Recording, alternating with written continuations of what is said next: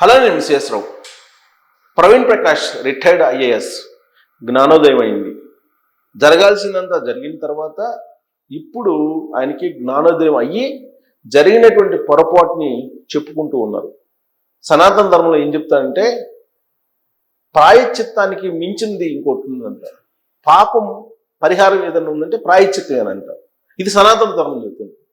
ఇప్పుడు ప్రవీణ్ ప్రకాష్ గారు కూడా బహుశా పశ్చాత్తాపడుతున్నారని చెప్తున్నారు.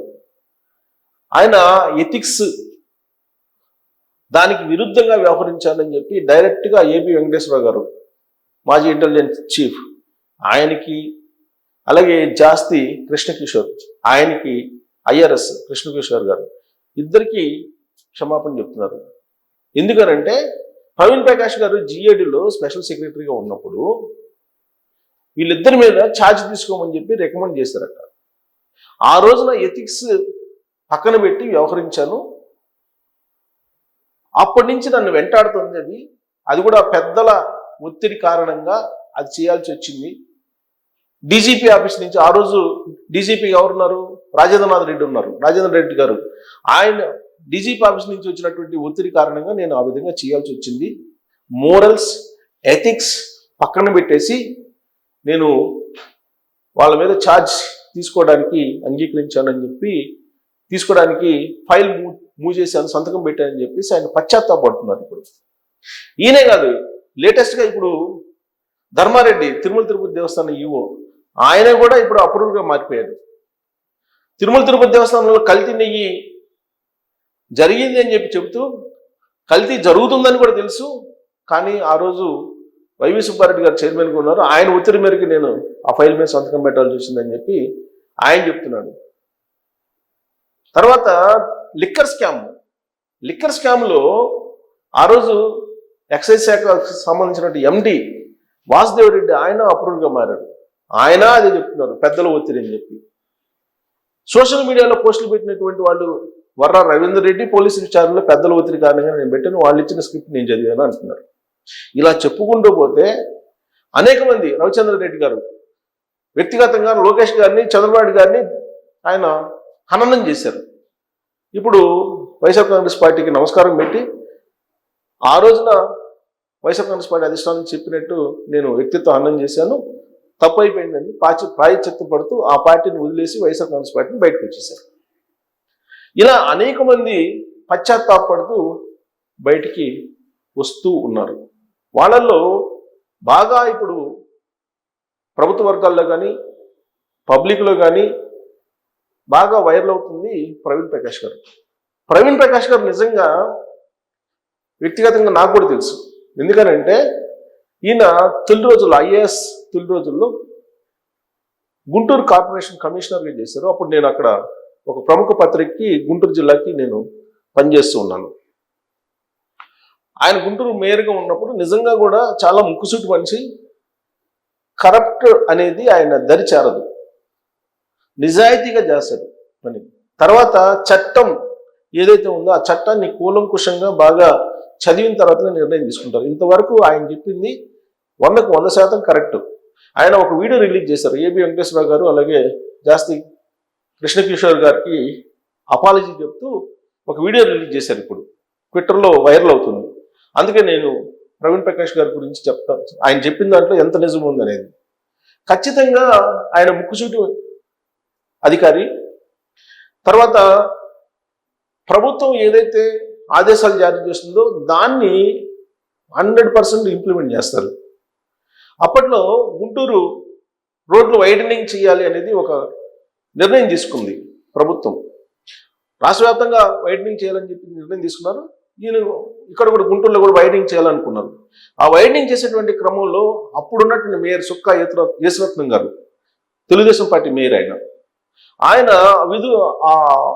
ఒక టైం ఇవ్వండి, వైడనింగ్ చేయడానికి సెల్లార్లో ఆక్యుపై చేస్తున్నారు, సో మీరు ఒక టైం ఇస్తే కనుక వాళ్ళు సెల్లార్లో ఉండే ఆక్రమణ తొలగిస్తారంటే కాదని చెప్పేసి ఇమీడియట్గా సెల్లార్లో ఉండే ఆక్రమణను తొలగించేసి విధులకు ఆటంకం కలిగిస్తున్నారు అనే ఉద్దేశంతో మేయర్ని అరెస్ట్ చేయించేశాడు.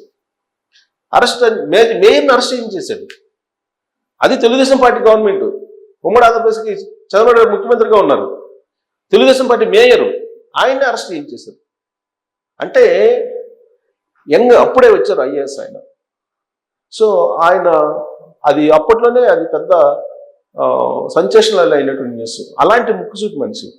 తర్వాత చాలా సంఘటనలు ఉన్నాయి, అవన్నీ చెప్పుకుంటూ పోతే లెంత్ అవుతుంది వీడియో.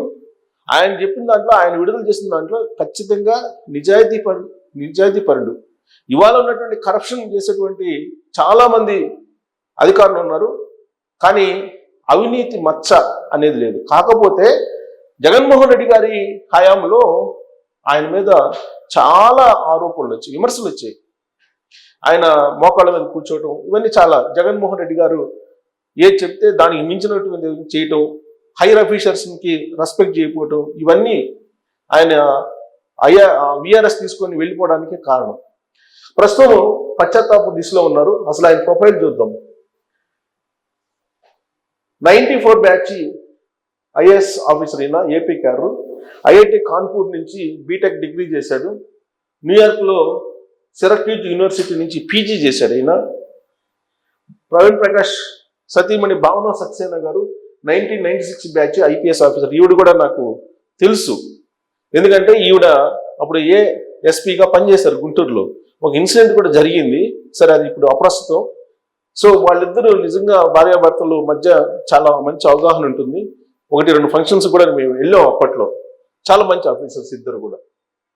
ఏ పని అప్పగించినా వేగంగా ప్రాంప్ట్గా చేస్తారని ఈయనకి పేరుంది.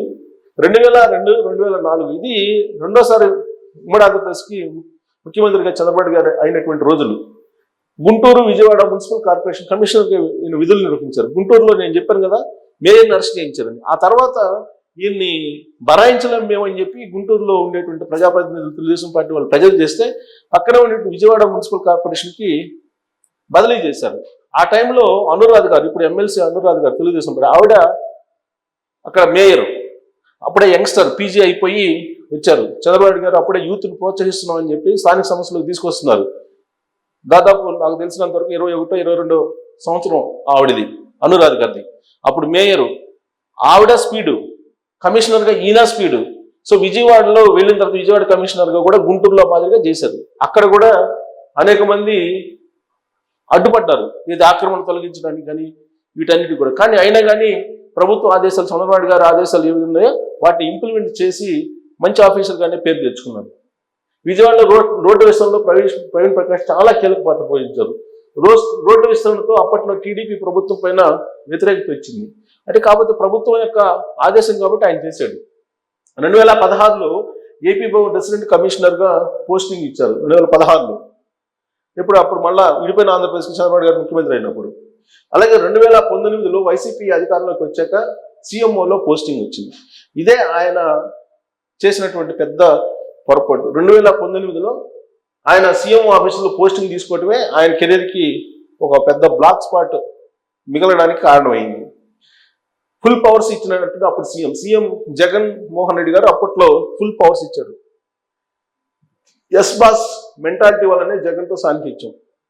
సో జగన్తో సాన్నిహిత్యం ఏర్పడింది. ఆ తర్వాత నుంచి ఆయన ఐఏఎస్లో ఉండేటువంటి మొరాలిటీ, ఎథిక్స్ వీటన్నిటిని మర్చిపోయారు. అది ఆయనే చెప్తున్నారు, నేను చెప్పడం కాదు. ఇప్పుడు వీడియోలో తాజాగా ఆయన వీడియో పెట్టారు. తనకంటే 8 ఏళ్ల senior CS chief secretary LV సుబ్రహ్మణ్యాన్ని తొలగించారు ప్రవీణ్ ప్రకాష్. కరెక్ట్గా అక్కడే ఆయన టార్గెట్ అయ్యారు జనాల్లో, అలాగే సోషల్ మీడియాలో కూడా. ఐపీఎస్ ఏబి వెంకటేశ్వరరావు తప్పబడింది. ఐఆర్ఎస్ జాస్తి కృష్ణకిషోర్ పైన చర్యలకు ఉత్తర్వులు ఇచ్చాడు ఈయన. ఆ రోజు ఉన్నటువంటి పెద్దల మాటిని, ప్రభుత్వం పెద్దల మాటిని. ఎస్ఈసి నిమ్మగడ్డతో ఘర్షణ తర్వాత పరిణామాలతో ఢిల్లీకి పంపిన జగన్. సో నిమ్మగడ్డ రమేష్ కుమార్ మీద కూడా ఘర్షణ వాతావరణంతో ఇంకా ఆయన ఢిల్లీకి పంపించారు. ప్రవీణ్ ప్రకాష్ దూకుడికి జగన్ కూడా ఢిల్లీకి పంపించారు. 6 నెలల తర్వాత మళ్ళీ రాష్ట్రానికి రిటర్న్ తీసుకొచ్చారు జగన్మోహన్ రెడ్డి గారు. విద్యాశాఖ ప్రిన్సిపల్ సెక్రటరీగా పోస్ట్ ఇచ్చారు. ఇక అక్కడి నుంచి టీచర్స్కి చుక్కలు చూపించాడు ఈయన. 2024లో వాలంటరీ రిటైర్మెంట్ తీసుకున్నారు. 7 ఏళ్ల సర్వీస్ ఇంకా 7 ఏళ్ళ సర్వీస్ మిగిలి ఉంది. ఆయన విఆర్ఎస్ తీసుకున్నారు. ఖచ్చితంగా విఆర్ఎస్ ఆవేశంలో తీసుకున్నారు. ఆ రోజు ఉన్నటువంటి పరిస్థితుల్లో కూటమి ప్రభుత్వం వచ్చిన తొలి రోజుల్లో చాలా ఆవేశపడ్డారు. ఆవేశంలో విఆర్ఎస్ అయితే తీసుకున్నారు. విఆర్ఎస్ తీసుకున్న కొన్ని రోజుల తర్వాత అసలు నేను ఏం తప్పు చేశాను, ఎందుకు విఆర్ఎస్ తీసుకోవాల్సి వచ్చింది, ఇంకా 7 ఏళ్ళు సర్వీస్ మిగిలి ఉండగానే ఏం తప్పు చేశానని చెప్పి రియలైజ్ అవుతూ ఆయన ఆ రియలైజేషన్ లో వచ్చినటువంటి ఆలోచనల్ని ఆంధ్రప్రదేశ్ పబ్లిక్ తోటి పంచుకోవాలనే ఉద్దేశంతో ఈ మధ్యకాలంలో ఏబిఎన్ రాధాకృష్ణ గారి ఇంటర్వ్యూలో పార్టిసిపేట్ చేశారు. ఓపెన్ హార్ట్ ఆర్కేలో పార్టిసిపేట్ చేశారు ప్రవీణ్ ప్రకాష్ గారు. ఆ రోజు అన్ని విషయాలు చెప్పారు. తాను ఏం తప్పు చేశానని చెప్పి హైర్ ఆఫీసర్స్ని అడిగినా కానీ ఏం చెప్పలేకపోతున్నారు అని నేను. తర్వాత ప్రవీణ్ ప్రకాష్ మీద ఎన్ని రకాల విమర్శలు ఉన్నాయో వాటన్నిటికీ కూడా ఆ షోలో సమాధానం చెప్పారు. ఆ తర్వాత ఇప్పుడు లేటెస్ట్గా ఆయనే స్వయంగా ఒక వీడియో రిలీజ్ చేశారు. ఏబి వెంకటేశ్వర గారు అలాగే కృష్ణకిషోర్ గారి పట్ల వ్యవహరించినటువంటి తీరు, ఎథిక్స్ అండ్ మొరాలిటీ, ఈ రెండింటిని పక్కన పెట్టి నేను వ్యవహరించాను అని చెప్పి ఆయన చెప్తూ ఒక సన్యాసి అపాలజీ చెప్పారు. సో ఇవన్నీ ఎందుకు చెప్తున్నారు ఇప్పుడు అనే దానికి నాకున్నటువంటి అవగాహన మేరకు ప్రస్తుతం ఆయన విఆర్ఎస్ తీసుకున్నారు. విఆర్ఎస్ తీసుకున్నటువంటి ఐఏఎస్ని మళ్ళా విధుల్లోకి నేరుగా తీసుకుంటే ఇప్పుడున్నటువంటి ప్రభుత్వం మీద డెఫినెట్గా కొంత వ్యతిరేక భావం కలుగుతుంది ప్రజలకి. బహుశా ఢిల్లీ ప్రభుత్వం యొక్క ఒత్తిడితోటి ఢిల్లీ ప్రభుత్వం మళ్ళా ఈయన్ని తీసుకోమని విఆర్ఎస్ని రద్దు చేసుకొని వస్తారు. మళ్ళా తీసుకోవడానికి ఢిల్లీలో ఉండేటువంటి పెద్దలే ఈ రాష్ట్ర ప్రభుత్వం మీద కొంత ఏదన్నా ఒకవేళ ప్రజలు చేస్తున్నారా, ఆ కారణంగా నేరుగా తీసుకుంటే ప్రవీణ్ ప్రకాష్ని ప్రజా వ్యతిరేకత వస్తుంది కాబట్టి ఆయన చేత అపాలజీలు చెప్పేయటం, లేదంటే ఆయన చేత ఇంటర్వ్యూలు ఇప్పించడం, ఇవన్నీ చేస్తున్నారా? ఎందుకంటే ఇవన్నీ చేసి పశ్చాత్తాపడి క్షమాపణలు చెప్తే అప్పుడు పబ్లిక్లో కూడా యాక్సెప్టెన్స్ వస్తుంది. బహుశా అందుకు ఢిల్లీ నుంచి ఆపరేషన్ జరుగుతుందా అనేటువంటి ఒక అనుమానం అయితే చాలా మందిలో ఉంది. ఖచ్చితంగా ఏదో హిడెన్ అజెండా అయితే లేకపోతే ఇప్పుడు అంత అగ్రెసివ్గా ఉండేటువంటి ఐఏఎస్ వచ్చి అపాలజీ చెప్పుకునే పరిస్థితి వచ్చి ఉండేది కాదు. ప్లస్ ఈయనే కాదు, ఈయనతో పాటు ధర్మారెడ్డి వీళ్ళందరూ చాలా మంది వస్తున్నారు బయటికి.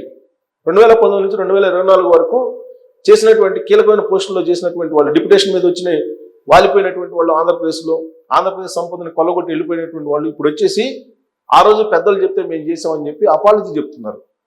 సో ఎందుకు చెప్తున్నారు? భయపడుతున్నారా, లేదంటే మరొక హిడెన్ అజెండా ఏమన్నా ఉందా?